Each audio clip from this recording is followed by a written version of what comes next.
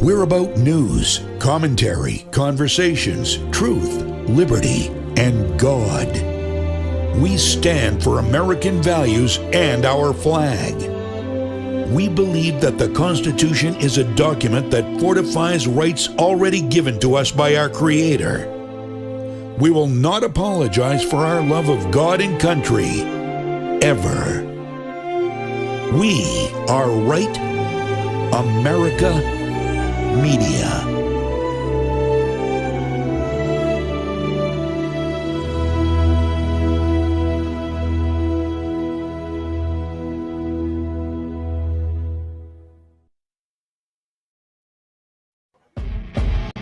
It's the Elsa Kurt Show with Clay Novak. Serving up trending news and conservative views. Brought to you by the Elsa Kurt Collection. And Refuge Medical. And now, it's time for the show.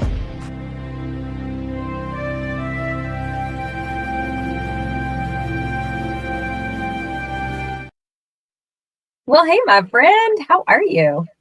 I'm good. It's been a week, but I'm good. How are you? Yes, I am good. I know you've had a busy week. I've actually had a busy week. I don't know why I say that like it's such a surprise, but yeah, it went by fast. I feel like this whole year has gone by extremely fast. Yes. I literally was summer 1 minute ago, and now we're almost at Thanksgiving, and I just can't wrap my brain around it. I don't know if it's like a age thing, like the older you get, the faster time seems to move, or what, but I can't.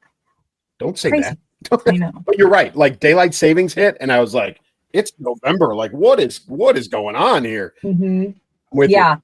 The year has moved very, very quickly. So fast. So we'll tell everybody right off the bat, we are doing something unusual that we don't normally do. Today, recording time is Thursday.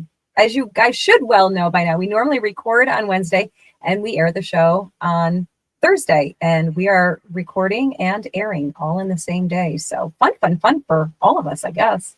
Folks, it's 5:00 Eastern time. So we've got about 4-hour difference between recording and airing. So it'll be about as current as it can get, but this is of Elsa and I having busy lives. This was about the time that we could iron things out and both be on the same page. So it'll be a little more current than normal, but we always want to get the show out for you guys, and we got some great topics this week. Lots going on, lots to talk about, and we will get started right after this.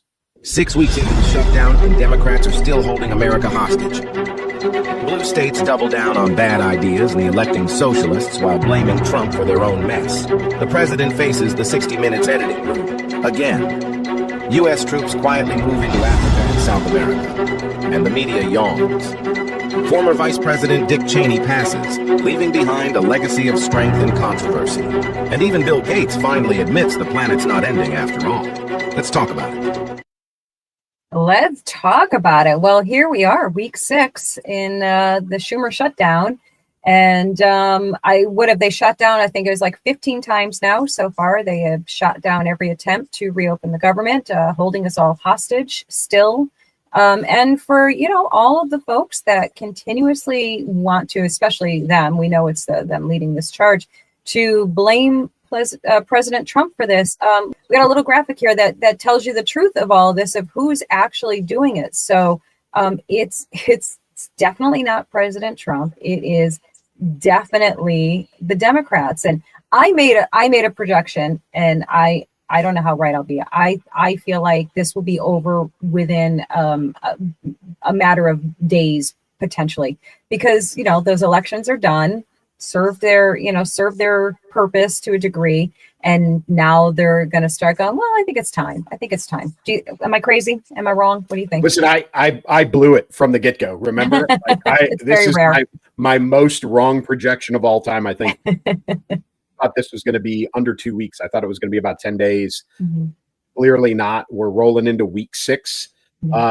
You're right about the election. I think that played and I think certain people, I don't know if Jeffries has been public about it, but there have been politicians that have been publicly said that they were going to wait until after the elections to kind of, attempt to resolve this. But I also heard, now they're talking about Thanksgiving. Like they want to meet people through Thanksgiving. They're actually actively talking about ruining people's holidays to try and blame it on President Trump. John Fetterman has said that this is political theater and it's embarrassing. He is embarrassed for his party. So it's not a secret. And those who are being honest, as you talked about with the graphic, those who are being honest understand that this is not President Trump. He can't affect this, folks. He cannot affect this. And Speaker of the House has been involved. And so they're doing everything they can. But you're right. I think we're 15 votes now where the Democrats have voted to continue the shutdown and not even negotiate. Zero negotiation, zero discussion. Who were you hearing was going to cross? Because it's going to take, I think they still need maybe 4 or 5 more with Fetterman, 4 or 5 more to get it to pass. Or you talking about nuclear? I don't know. Yeah, the biggest thing, the thing that I think is really making me and probably a lot of people the most furious is that these SOBs are still collecting their paycheck. Yeah. And that is the highest insult of all. And I think that needs to be one of the very first things to change, like as immediately as possible. And I don't think we should stand for anything less than this. If you're going to shut down the government and take food out of people's mouths and paychecks out of people's pockets, you're not getting one. You are not getting a paycheck. Screw that. So that needs to change effective immediately. And I don't know how that works because I don't know the things, but again. I think we talked about this before. President Trump obviously donates his paycheck every month. His $400,000. He's done it. He did it through the first administration. He's going to do it. He's been doing it through this one. So he donates it. I don't know how to shut it off, but I don't think it should be optional. I agree with you. I think, I don't know if there are any. I haven't heard of any. I'm sure there are some Congress people out there that are donating their check, but it shouldn't be optional. I think they should all get it turned off. The president has said the same thing. He's also pushing for the nuclear option, understanding that has long-term impact of getting rid of the filibuster. So if the GOP or when the GOP loses control of the House or the Senate, then they won't have that at their disposal either. So doing that is, there's no undo button on that one. So it's a deliberate decision. But what is also happening the longer that this goes on is that the reserve funds that do exist are being expended. So, we're dipping into funding that was either allocated for something else or, was a treasure chest or a reserve or a just in case that's out there. The president wants to reinstate WIC and SNAP for those that American citizens. They have delved into some defense funding to make sure the military has gotten paid. They've taken some donations to make sure the military's gotten paid. But folks, those extra dollars are running out. And just as an example, the military for the most part gets paid the 1st and the 15th of every month. SNAP WIC benefits, and tied into the election, like you were talking about, come out 1st of the month. Military benefits come out once a month, 1st of the month.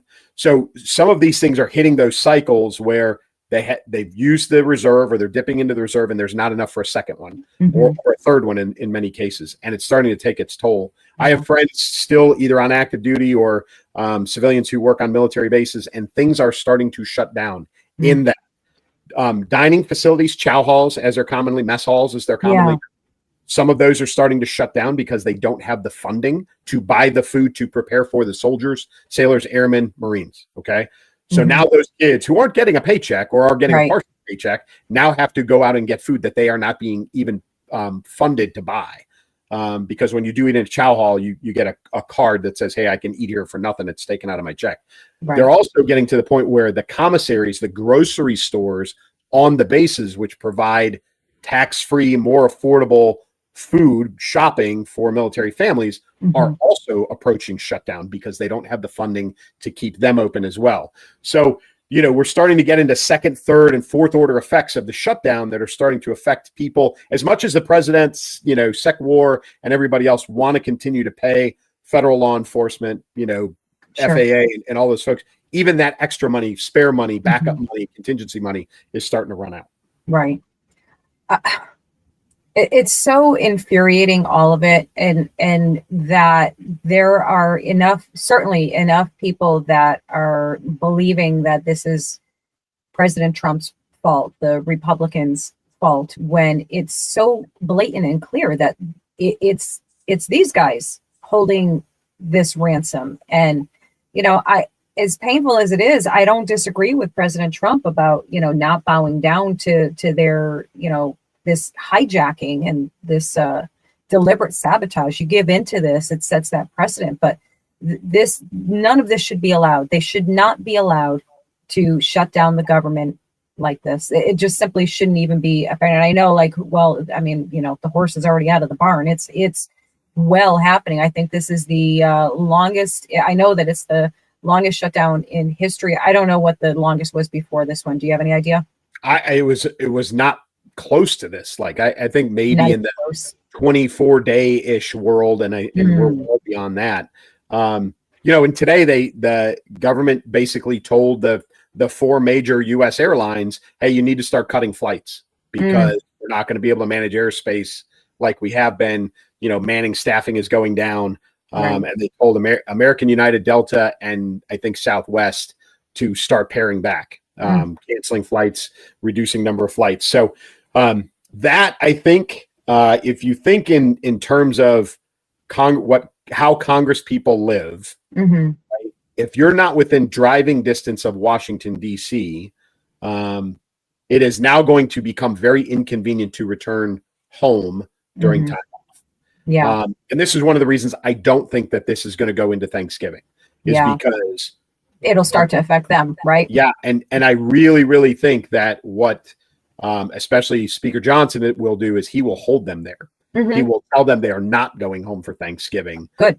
Until they get this thing resolved. I actually think he should lock them in now. Absolutely, he should. And stay there until it's done. Yes. Give everybody 24 hours and be like, hey, go home, pack a bag, bring some clothes, get your toothbrush, settle in. Yeah. And settle in, because nobody's going home until we figure this out. Yeah.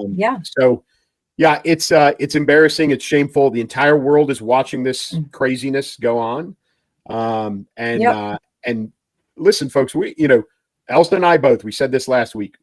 There are plenty of people out there, American citizens, who need SNAP and WIC. Right. Okay. We do not agree with anybody to miss out on those benefits. Right. We are talking about women, and infants and children in need. We're talking about low-income families in need. Those benefits, as corrupt as that system can be, there are people who really, really do need that stuff to survive. Yeah. And we would like to see that restored. Obviously, there's concerns with the military. There's concerns with FAA. There's concern with federal law enforcement.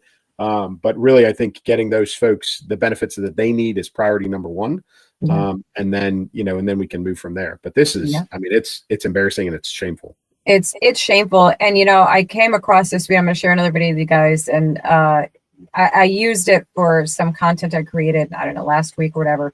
And, I posed it as, I just simply said that the president had this to say about these shutdowns. And then, of course, did the counter of a liberal blaming Trump. And then I played this video here. Give me a second. I'll pull it up for you. Hold on. It's going to take a moment. Because I remembered it. Honestly, I remembered it at the last minute that I have it. Okay, so here it is. Not like the law. They can go through, Republicans do not like the law. They can go through the regular channels and processes to try to change it.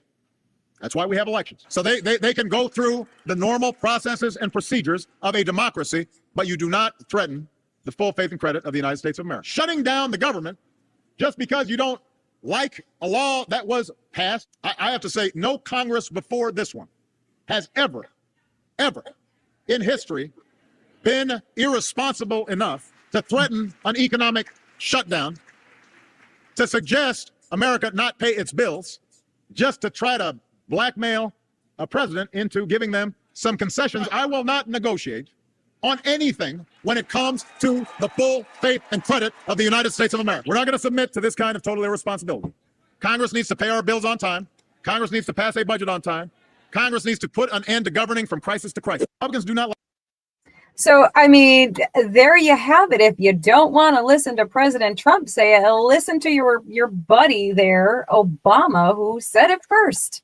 Amazing, isn't it? Like memory is so fickle. Collective. It's all, listen, he's the same guy that, him and Hillary shut down the border. Bill said it too, all of those things. And now, situations evolve and things change. Yeah. The only thing that has changed a year ago was telling young black men to vote for Kamala because she came from where you came from, and she grew up the same way you grew up with. And then he turns around and he endorses the white lady for governor in Virginia, as opposed to the black Jamaican immigrant, former Marine officer, fully qualified, former lieutenant governor of the state.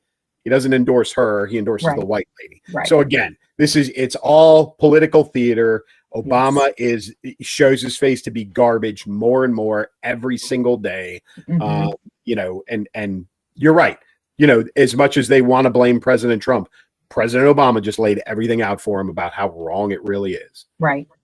And, and it goes to prove that every single time, it doesn't matter what's being said. It matters who's saying it. Right. Correct. It's always about who's saying it, because they are literally saying essentially the same exact thing, and it was received from Obama with applause and cheers and, oh, you're so amazing, you're so brilliant, and from President Trump it's received with outright hostility and scorn and mockery and all of the things. So these people, this crowd just invalidates themselves over and over and over again, and everybody's just sick and tired of it, except for the blue states. they just love it. They just love it. So first and foremost, Clay, I want to say congratulations, really, like seriously, to Virginia, because bravo.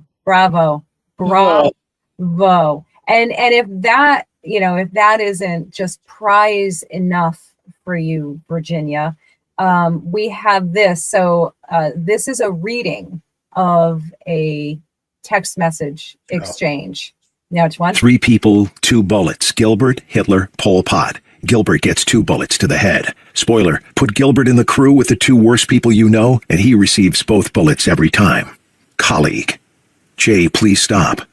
Jones. LOL, okay. I mean, do I think Todd and Jennifer are evil and that they're breeding little fascists? Yes.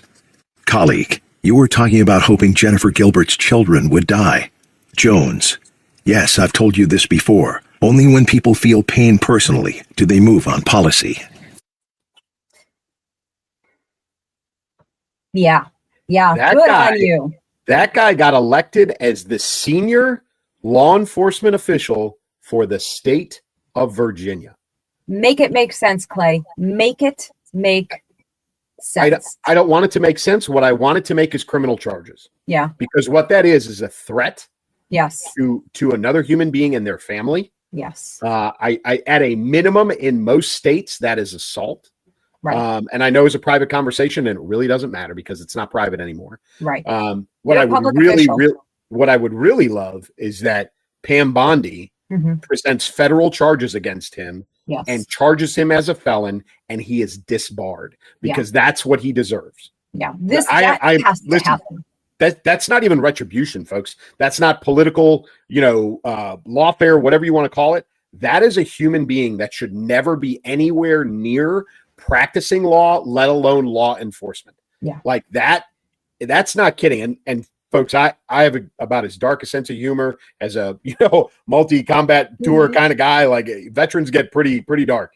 That is sick. That is a mental illness. That is somebody who has a significant problem, and there is no way on earth he should be the Attorney General for the state of Virginia. No way. Correct. 100%. And I'm with you, Clay. I am such a fan of gallows humor. That is not what that was. No. That was a sick, twisted, evil mindset and thing to say. Who says something like that? And the LOL, like the LOL, really, that's the part, like, it's funny to you, and it's funny to you. Yeah. You sick I want to know who the garbage. colleague is. Do you know? I don't know. If anybody knows, put it in the comment section. I don't know. That person gave him a touch of a reality check. Like, hey, like, you should stop saying this. Yeah. And then it's like, hey, you're talking about somebody's kids. And he just kept going.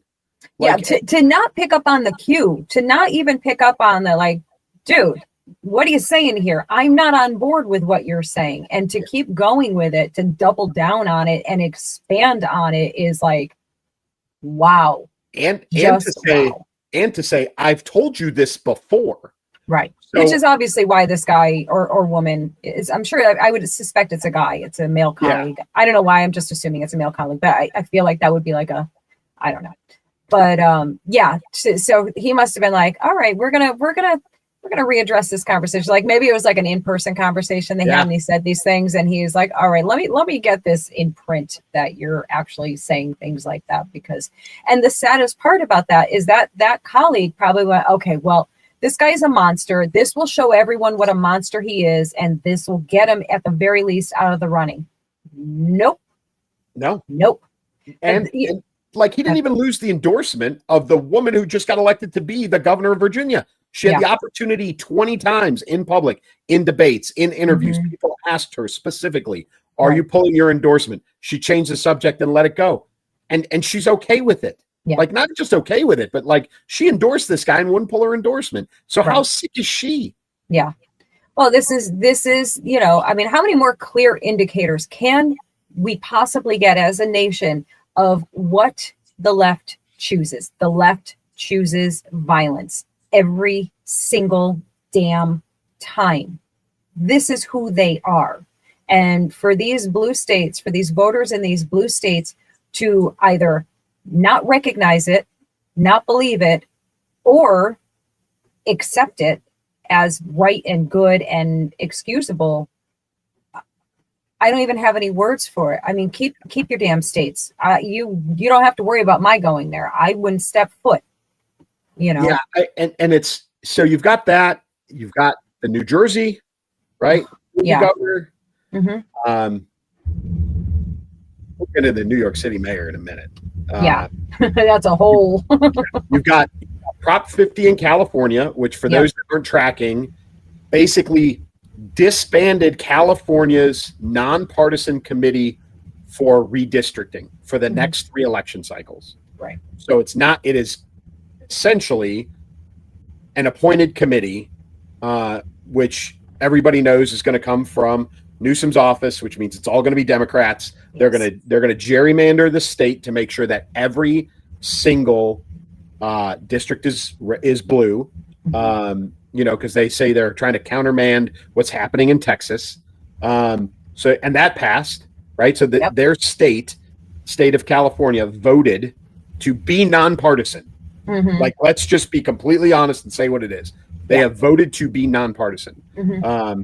And thankfully, the one turn for the good, for crying out loud, was the Minneapolis mayor. Oh, yeah, that. I mean... Yeah. So for the one mechanics, bright spot. For the mechanics of the election, very much like how City of Chicago got this idiot Brandon Johnson. So nobody in Minneapolis hit 50%, which is the threshold for them to be an automatic win.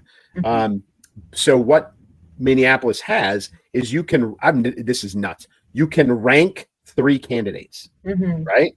And so when you don't hit 50%, then they have to go back, take all of the rankings. They do a special calculation for all of the rankings. And then whoever wins that ranking system, then it becomes the mayor. Thankfully, the Somali Muslim, Ilhan Omar's best buddy did not win, thankfully. And the current mayor of Minneapolis, who's not great, by the way, but he retained his office for a 3rd term. But it was dicey for a little bit that we were going to have another, Muslim, I'll say it, jihadist, radical, claims Somalia as his home, speaks in, multiple tongues when he's talking to the voting base, all of it, waving a Somali flag and an election for an American mayor. Thankfully, that guy lost. But that's the only bright spot of the day. Right. And then, then you have your soy latte drinking liberals shouting that we are just being racist and all of that, and we don't like multiculturalism and diversity. It's like, are you can't be that stupid. Like, can you be that stupid? Or, you just like throwing out these ridiculous words, because we have a multicultural cabinet. We have a multicultural government. We have a multicultural world. We're saying no to socialism. We're saying no to communism. We're saying no radicalism. We're saying no to all of those things. And yes, they do come typically from a particular area. It is what it is. I'm not going to apologize for that. I mean, the Muslims make no secret of what their goals and intentions are. So just stop already with your nonsense. And, I think, some people perhaps on the right, we're kind of going into like maybe a little bit of a panic mode here, saying like, oh, it's going to be a blue wave. No, these were already blue. These were already blue states. This was, I mean, we were talking about this already for at least 2 weeks, saying that we knew at the very least Mamdani was in. We knew that was happening. And I feel like kind of everyone already knew that this was a foregone conclusion, that this would happen. But with that one, you and I talked about it. So it was close enough to 50%. Yes. Because Sliwa didn't drop out. And not saying that every single person who voted for Sliwa would have voted for Cuomo, but it was probably pretty close. Yeah.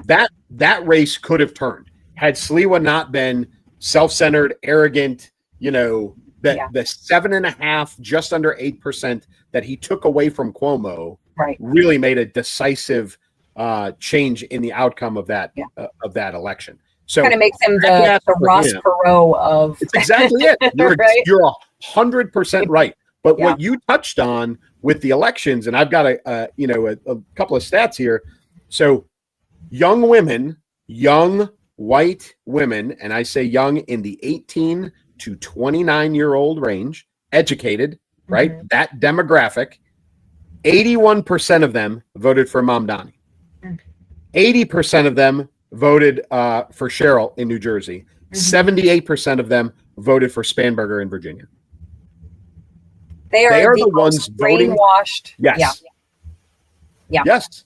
Educated Absolutely white women are the listen, folks, if you're one of those people and you're listening to us, you are a super minority, and we love you. Thank you for being on the side of common sense. But that demographic is the one that is making and they're being targeted now by the Dems and by the socialists specifically. Oh, 100%. Absolutely.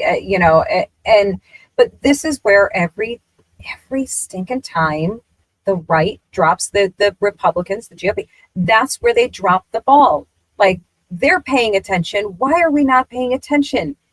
Reach these people. I don't care how you freaking do it, but you have these think tanks where you mastermind all of your strategies and your marketing and your campaigning and your all of the things. Why are you not paying attention to these groups? These are major voting groups. You need to get to them. Like, do it. I don't know how. I can't tell you how, because that's not my lane. That's not my job. But there are people whose job it is. Yeah, no, you're 100% right. And I think, over the last, especially if you look back to the last presidential election a year ago, there's a lot of focus on Hispanics, right? And there was a big red turn demographic. There was a big red turn in Black young males. I think they're targeting groups. That group they have not cracked the code on. And it's becoming very apparent, one, but two, influential. So you're right. I think in the next cycle for the next year, as we approach, a normal, even year election cycle in 2026, the GOP, and they're going to have to figure this out because they're missing the boat on that demographic, and it's really, really starting to hurt things. And I'm going to say something a little insulting and offensive, maybe to our crowd, but I'm going to say it anyway. Stop putting forward crusty old white men. Like, you're not touching that demographic. You're not appealing to that demographic.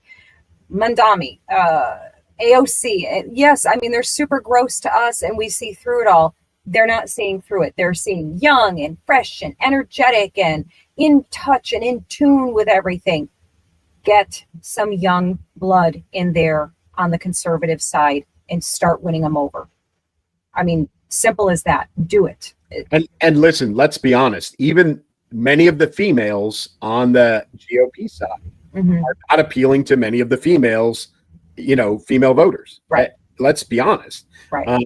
There's a lot of women who have a problem with Lauren Boebert. There's a lot of women who have problems with Marjorie Taylor Greene. There's a lot of it's so, I don't know, truthfully, I won't speak because I don't know for sure how women feel about Nancy Mace, but like her moving back to run for governor and coming out of Congress, I think is hurtful, as far as attracting the GOP base of voters for women, but I don't know that for sure. So you're right. That's the targeting that's got to happen. Yeah. But let's talk Mom Donnie, because this is a linchpin. It really, really is. Yes. A significant. Everybody says, "Oh, it's just a city." No, it's not a city. It's the city. It's the city. Literally, the city. Right. Yeah. Mm-hmm. 800,000 is the estimate right now. 800,000, an exodus of 800,000 voters out of New York City. Even if it's half of that, okay? Right. Even if it's half of that, it's still almost 500,000 people leaving because of him. Businesses are going to leave and are planning to leave because of him. I saw today the chief of the NYFD, who's Jewish, resigned. Wow. Right? I thought 170 police officers took early retirement today.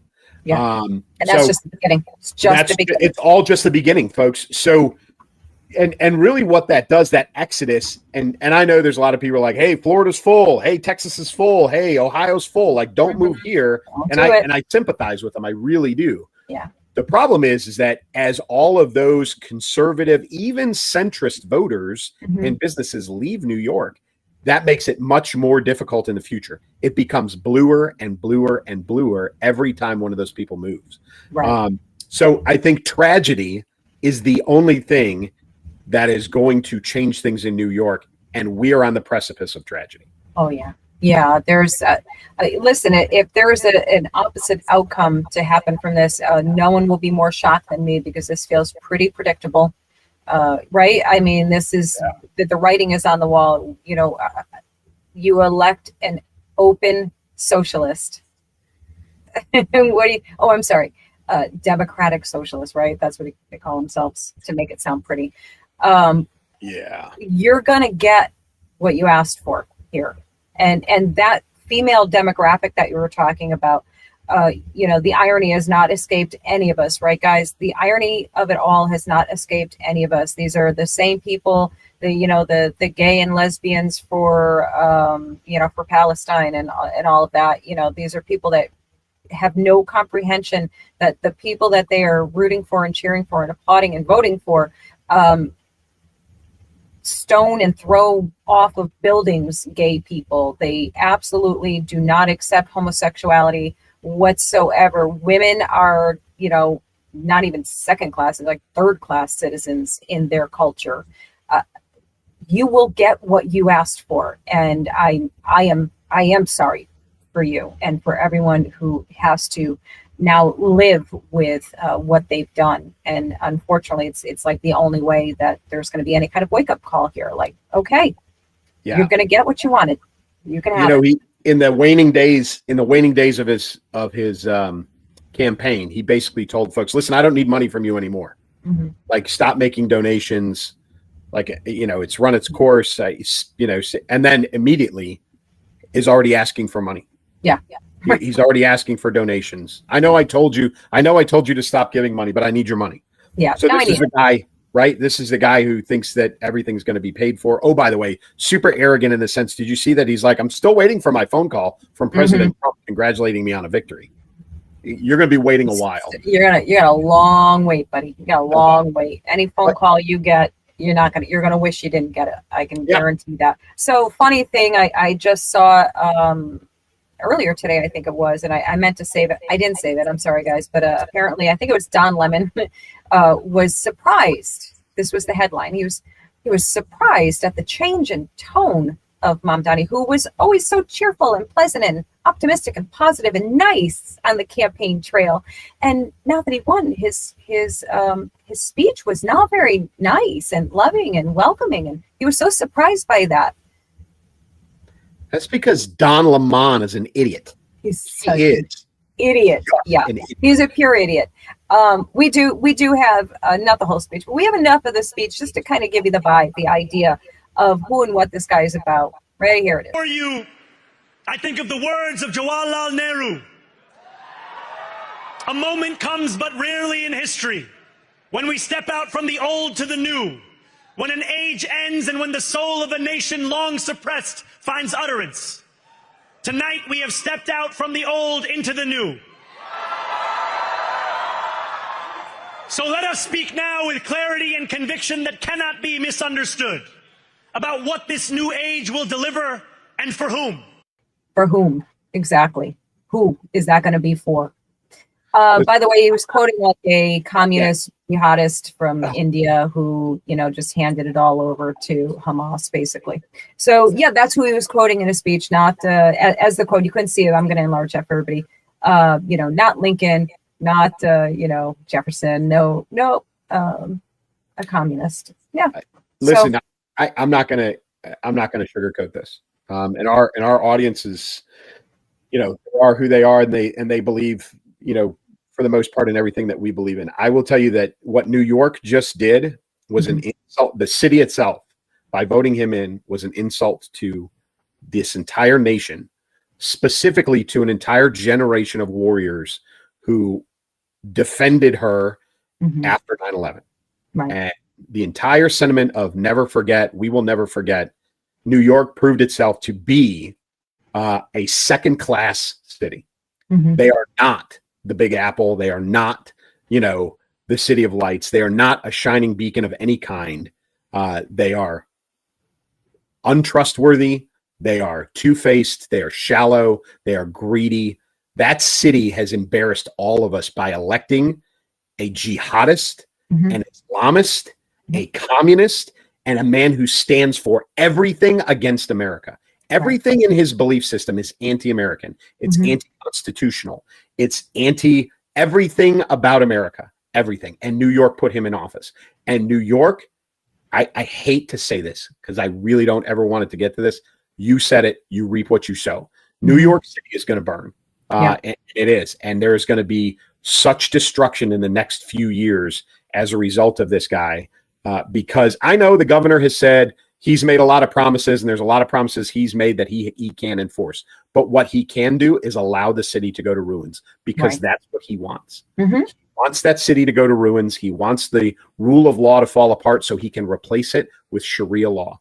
That is the plan, folks. He wants that to happen. There can be a shell of a NYPD. There can be a shell of public services. But what he wants is shadow governments, neighborhood contingencies to rise up and police themselves outside of American law, because that's what he wants. This is step one in the Islamic takeover of the United States. And I will tell you that it is going to fail miserably, because there are too many non-Muslims in New York City. But this is catastrophic. It really is. It is. It makes me sad, and more than sad, it makes me so angry that this has been allowed to get to this point. It blows my mind. I will very sarcastically applaud them for developing and executing a campaign against America so successfully.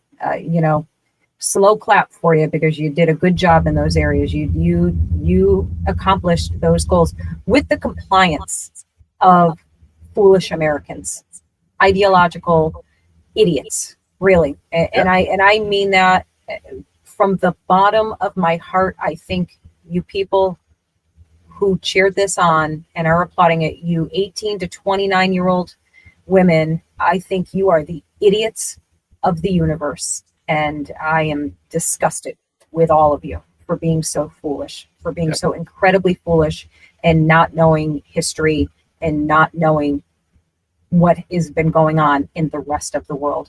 put down your damn soy latte, put down the bottle of blue freaking hair dye, and wake the hell up. Yeah, gross. Can't stand it.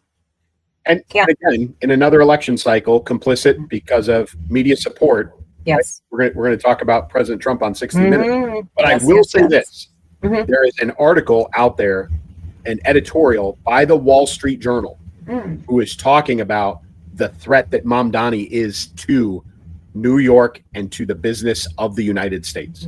So we have a media outlet that traditionally has not been necessarily all that objective, being very, very honest about what just happened in New York. So yeah, and there's actually I saw I'm not a fan, obviously. This should go without saying, but Deborah Messing, she's an actress, very outspoken liberal actress. You know, another one that can't stand Trump. Surprise, surprise. She has been all of a sudden very vocally against. She's Jewish. Yes, yeah. Michael Rappaport, if you guys haven't been yes.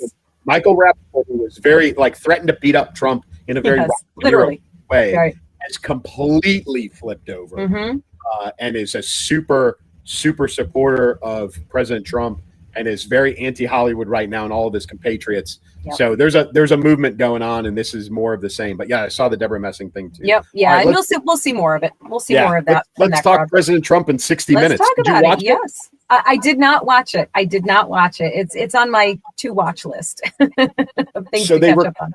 He gave them 90 minutes, and I think they said that the total recorded time was 67 minutes, which is available. I think an unedited version is out there. I think President Trump actually put it out.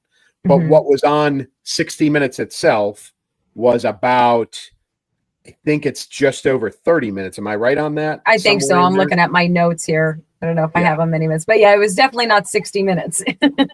No, and it was very edited. Yes. It was very, very edited. And it was, what's her name? She ran the lady that interviewed him is the same one who ran one of the debates with. Yeah. It's going to come to me at 3 o'clock in the morning. I'll be able to tell you. And she did a horrible job again. Of course she did. I don't understand how these women listen, I'm not even saying that I could do it better, but actually I think I might be saying I could do it better. He was on his game though. I give President Trump is he's obviously very quick on his feet. He's super intelligent and he's great in an interview. But he was really on his game. And he really kept her at bay. He put her in her place a couple of times. She asked very specific questions about China, about Taiwan. She asked very specific questions, about narco-terrorism, some other things. And she really actually directly asked President Trump to reveal why he hasn't said publicly that we would back Taiwan if China attacked, or why we wouldn't do specific things. And he looked at her and he goes, I'm not telling you anything. I'm not revealing any secrets to you. Yeah. You're a reporter. I have no obligation to tell you that. I'm the president. I'm not telling you what our war plans are. And he was very blunt about it, which was, he didn't tap dance around anything, which was great. Good. He can't with them. No. And obviously he has learned that from vast experience of dealing with them, that, you have to give them the most blunt, direct, not ambiguous answers you can possibly give. And it is crazy, the audacity that they have though, right? That they think you think you're entitled to that kind of information. Yes. Who are you? Yeah. Who do you even think you are? Perfect word. Yeah, because that's exactly what it is entitled. So entitled. Yeah, but it was a good interview. It was good for President Trump. I didn't realize it had been that long, since he had been on 60 Minutes. How long has it been? It's been a long time. Over 5 years. Oh, okay. Really? So So I know that he obviously has had some issues with them, but he didn't, and I know that, the Kamala Harris edited interview, we all familiar with that from the campaign, the election cycle, but he didn't do a single interview with 60 Minutes from the time that he left office through the entire campaign and all the way up until now. He hasn't been on there at all. But he did great, as he always does. But they did edit it, and there have been people who've done some here's what he said, and here's where they cut it off, and here's the rest of the story where they manipulated. They didn't change what he said, but they changed the context of it in their editing. And it's, again, it's very apparent that they're doing what they do. And oh, absolutely. Well, we know. knew they wouldn't learn anything from, from the past mistakes or from who was it, CBS? Yeah. What was that, like 60 million? I think it was. Yeah. So they probably you could just picture them sitting back there in that editing room, like, all right, so how can we do this Exactly so that we don't, right? 100% agree with you. Like, they're like, so here's where's my hand? Here it is. So here's the line. Let's get like right there, like right to the hair's breadth of it. Yeah. And they didn't alter anything he said, but by eliminating, they changed the context, right? There was one controversial, well, there's a lot of controversial, but one of the controversial things they talked about, they asked him about a pardon that he gave to a crypto guy who got convicted underneath the Biden administration, and he gave the guy a pardon. And she asked him, and he goes, listen, I'll be honest with you, I don't even know who the guy is.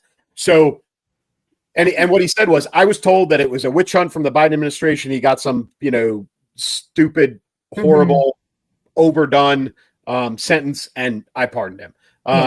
And so, CBS turned around and they put this picture up because the two Trump boys were supposedly affiliated with the crypto that this guy was involved in. Oh, I see. Well, in a masterclass of President Trump, what he basically put everybody in a corner is saying, because they came after him right away, like everybody afterwards was like, well, how could he not know? How could he? They're blaming Biden for the auto pen, and he's signing off on pardons because he didn't know he didn't even know who the guy was. And it's like, okay, well, you either have to say it's okay that he didn't know the guy, so that you can defend the auto pen, or you know what I mean? Yes. So right. Brilliant. So, or he puts him in those corners all the time. Yeah. Or they have to admit that he's failing mentally, or he's this, or he's signing things that he doesn't even know what he's signing, and that's bad. Well, yeah. Okay. So is the auto pen. So he painted him in brilliantly, painted people into a corner on that specific topic. And truthfully, 60 Minutes walked into it because they asked the question. Right. Yeah. Yep. Yeah, absolutely. Yeah. Well, good on him. I I know Vice President Vance recently did not an interview, but stood up there and took I don't know if it was an hour's worth of questions, but it was a long period of time where he just stood up at the podium, took all of these questions, and not just nice, friendly, not the spoon-fed questions that the team Biden's people did, the cherry picked questions, and they were told what to ask.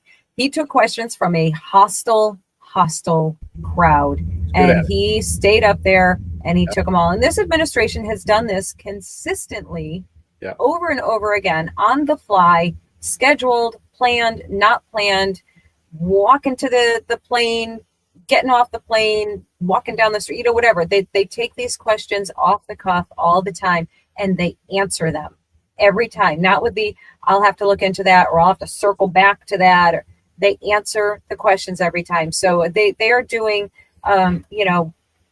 much more in that regard, and in every regard, than past presidents, especially the last clown show. So yeah, good on him. And, and one of those topics is the current employment of our military and some of the things that we're doing with them. And so, we've got the discussion. We'll talk both of these, but we'll talk South America first because it expands into, oh, by the way, the UN said we have to stop blowing up drug boats. And pretty much I'm promising you that Sec State, Sec War, President, Vice President are all going to tell the UN, we don't work for you, and go away. So, but there's discussion about the expansion of those operations into potential ground operations in Mexico and potentially into Venezuela, with CIA special operations, et cetera, beyond just what's going on with the boats. Now, are we okay with this? I would tell you that, we can blow up boats all day long, and it does put a significant dent along with securing the border. But that amps up the violence in other places. So there was just a mayor in Mexico that was murdered by the cartel, and these are the things that are going to continue to happen. So there's discussion about how far we want to expand in this. I would tell you that everybody who thinks that we don't know who and what are on those boats are fooling themselves, because we know exactly who and what's on those boats. Right. but the expansion into ground operations inside of Mexico and other places in South America, now you're potentially putting, soldiers and intelligence officers at risk, and so that amps things up a little bit. That all has to be done with support and endorsement from those nations where we're operating. I don't think we would ever walk into Mexico heavy-handed and say, hey, we're going to fix this, etc. Now, Africa is interesting because Africa, as we talked about, is about stopping the genocide of Christians in Nigeria. And President Trump himself said, we're not going to allow this to happen. Like, this is going to stop. And you know who he got endorsement from? Did you see this? Nicki Minaj. I did. I saw that. That was amazing. Yeah, that was unexpected. I actually scrolled past and then I went back in. I'm like, wait, what am I reading here? Yeah, yes. Crazy. Right? So, and there are people who do not endorse this because they say we've never gone to war on behalf of protecting another religion, which I'm pretty sure the end of World War II was really all about protect, yeah, kind of, sort of, maybe, anyway, definitely. Yeah. But this is not about Christians. This is about genocide. Right. Okay. And you can make it a religious thing just as much as you want to make it a race thing. You can make it whatever you want. But the reality is it is genocide. We, the United States, along with the United Nations and NATO, have turned a blind eye to many atrocities in Africa. Right. And really over the last 20 years, we've done it mostly because China owns most of Africa, whether people know it or not.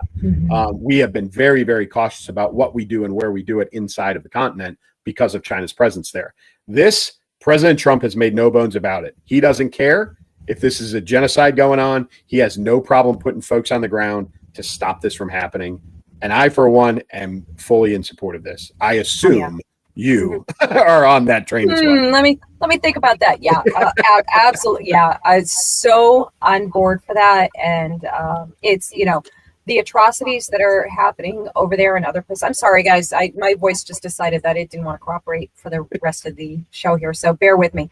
The atrocities that are happening over there and other places as well, it is horrifying. And we're so far removed from it. It's like, it's like watching a movie. It's like watching a show. It's like reading something. It's all of the things that it actually is, because we are not there, because we don't see it, because we don't hear about it constantly. We can get very, immune to having a heart for that. And I think if you take the time to really understand what's happening over there, this is the only right thing to do. We talk about, or I'll go with the left again, they talk about this humanitarian, desire to help. Like of course, their thing is Palestine, children, this is what they say, children are starving, terrible things are happening, people are dying, they're this and that. There are atrocities happening in other places in the world as well. Where is your heart for that? Yes. Like, is it because they're Christians that we don't care about that? Is that the deal? That's exactly right. Mm-hmm. Yep. So, pardon me for not really even giving a moment's thought to, or paying a moment's attention to their blustering over their distaste for that. They can, and listen, folks, I think you guys probably know me well enough now. I am not one to advocate for this kind of stuff. I am not based on my own experience and all the stuff that I did. I am not one who goes looking to put young Americans in harm's way. Yeah. However, this is a humanitarian cause. These are the things that our American military should be doing. Right. And we should be getting in front of this. Like, this should have been stopped a while ago, my personal opinion. Yeah. And so these are the things that I am on board with. And I think that we collectively as a nation, if there's a genocide, like, these are the things that we step in the middle of, and we employ our military to put a stop to. So I'm not looking to start a fight, but these are the fights. These are the things that we need to end. And that's, I think, where we need to sit. However, we did have a pretty notorious individual pass away this past week. Yes, the notorious Cheney. Yeah, I have to confess, the day that we were kind of going back and forth a little bit on the topics, I hadn't looked at my computer. I hadn't looked at my social media. I did not know that he passed away until you texted me and told me that. And I was like, oh yeah. Oh wait, wow. Okay. And I'm like, oh, let me go find that. Let me go over on X and see what they're saying. But yeah, so I was very late to knowing that. The rest of the world was ahead of me on that one. Go ahead, talk about it, because I was asking Clay beforehand. Like, I was trying to remember. I'll confess, guys, I couldn't remember. I knew he left a bad taste in people's mouths, and I honestly could not remember why. Don't come for me, guys. So go ahead. So I know there's got to be at least one person out there also that's like, yeah, I don't remember either. So it's been a while. Listen, he was vice president for Bush 2, so he was vice president on 9/11, and obviously his time in office ended way back in 2008. So it's been a minute since he's been in office. So Dick Cheney, was a lifelong in government kind of guy, and so he's known in his late stages of political influence for two things. His time as vice president. One is he shot someone. So I do remember that. Yes. Thankfully, that individual survived, but there was a bird hunting incident where Vice President Cheney shot another hunter in the face with some bird shot. It was a bad look, obviously. Sorry. Yeah. So that's not good. But also, probably the biggest thing is that he was one of the biggest, if not potentially the biggest advocate for the invasion of Iraq in 2003, based on the flawed intel of WMDs. And oh, by the way, partial owner of a services contracting company that supported both efforts in both Iraq and Afghanistan for the entirety of our existence there. So he's been known as a war profiteer, a warmonger, in the sense of that he knew that he would profit off of U.S. forces being deployed to the Middle East, and he did. If you are a Iraq or Afghanistan veteran and you spent any time at any of the big bases, Kerry Brown and Root, because they provided all the chow halls for all of us at any big base you ever passed through or went to, and that's part of Dick Cheney's legacy. But he was known as a warmonger and a war profiteer, and it left a lot of bad taste in people's mouths. He also was not in private, supposedly was a personable guy, but in public was very much not a personable guy. No, all I can remember of him, of just that sour, angry look on his face all the time, which I have to be it's so weird. I have such an affection for cranky old men. So I actually liked that about him. I liked his, miserable, pouty, cranky face, but I think I might be alone in that. Yeah. He also in late stages turned his back on the Republican Party.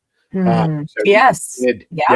So he did not. He was not a fan of President Trump at all, and really turned his back on the President Trump, the MAGA effort. He is also the father of Liz Cheney, so guilt by association there as well. A lot of strikes against him. The only one I'm going to give him is his cranky face that I liked. Yeah. A lifetime, very many years of government service, whether you like him or not. He did, try to contribute to the nation. Did he profit off of it? You could argue that he did, but he did spend a lot of time, in the service of the nation. So not all bad, no matter what anybody says.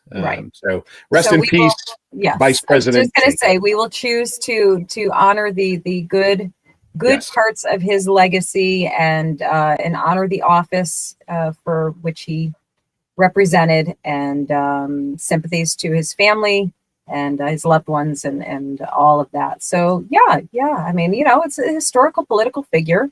Who's passed away. You got to acknowledge that, of course. Sure. Let's talk about somebody, our last one.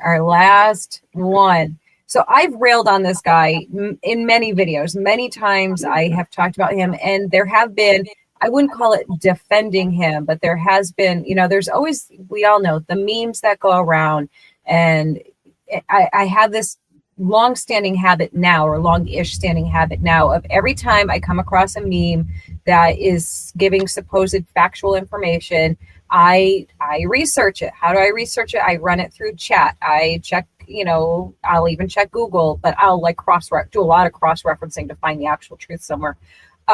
So one of the ones was, I think it was like his, I can't remember what statement was. I will find it for you guys, but there was some statement that he was reported as saying, and I was like, I don't know, is that true? Because I really want to share this so I can beat him up for it. And it turned out it was not a statement that he had ever made. So guys, just be careful with these things. Like, just research them and make sure it's true, because I don't want to be feeling stupid. So, and none of us should want to feel stupid, right? But this here is truth. It is fact. It is multi-checked and confirmed by many, many sources. He has kind of stepped back from his long-standing claim that, we're all going to die from climate change. We're all going to die. Everybody, I love how they all move the goalposts. You've got, what's his name? Al Gore. You've got, of course, Greta. There's been plenty of other ones too, but the main ones that tell you, like, in 10 years, we're all going to be dead. In 12 years, we're going to be all dead. Well, no, I mean, like 12 years from starting now. Yeah. But this is interesting because this is a guy who has, profited. I think you have the numbers, right? Summers, didn't he profit tremendously from he has made a lot of money, investment money, off of things associated with climate change. And so in the second and third order effects of this, as he has backed away from this, there are a lot of things happening very, very quickly, in that you're starting to see, like, New Jersey had the offshore wind farm investment that's going on. Like, they're putting windmills out, offshore in the ocean. Like, there are major corporate investors backing away from this now, because they realize that climate change isn't what it was. And trying to put in all of these wind farms and everything else is based on all, mock science, hokum, right, whatever you want to call it.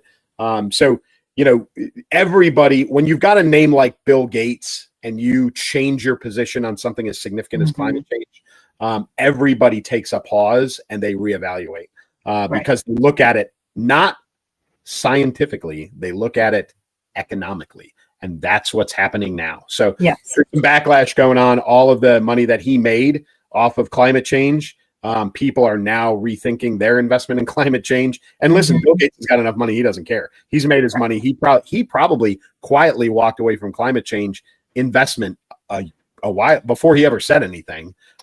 Guaranteed. Guaranteed. And now everybody else is going to suffer based on his change of position. So right, it's just very interesting, folks, that science is not always science. Sometimes it's about money.